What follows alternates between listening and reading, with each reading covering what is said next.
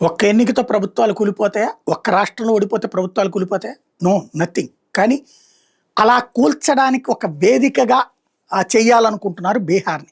బీహార్‌లో ఎన్డీఏ ప్రభుత్వం ఉంది. అక్కడ దాన్ని దించగలిగితే, అక్కడ దాన్ని ఓడించగలిగితే అప్పుడు ఆటోమేటిక్‌గా ఆ తర్వాతన నితీష్ కుమార్ మోడీకి వ్యతిరేకమవుతాడు. మోడీ తర్వాత ఆ ఎంపీలను తాము మద్దతుగా తీసుకోవచ్చు. దాన్ని చూపించి తెలుగుదేశాన్ని అటువైపు టర్న్ చేసుకోవచ్చు.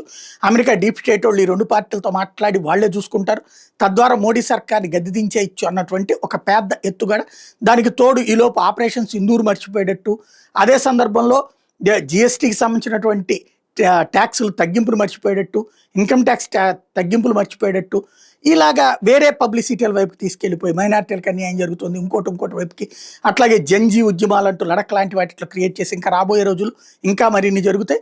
దేశంలో బీహార్ ఎన్నికల్లో బీజేపీని ఓడించడానికి రంగం సిద్ధమవుతుంది. అందులో భాగంగా అయితే అది పక్కన పెడితే ఎన్నికల సంఘం ఇంకొక 4 రోజుల్లో బీహార్ ఎలక్షన్ షెడ్యూల్ ప్రకటించబోతోంది. ఇప్పటికే అక్కడ 2 కూటముల మధ్యన పోరాటం నడబోతుంది. ఎన్డీఏ మోడీ ప్లస్ నితీష్ జోడీ, అలాగే తేజస్వి యాదవ్ ప్లస్ రాహుల్ గాంధీ జోడీ మహాగఠబంధన్.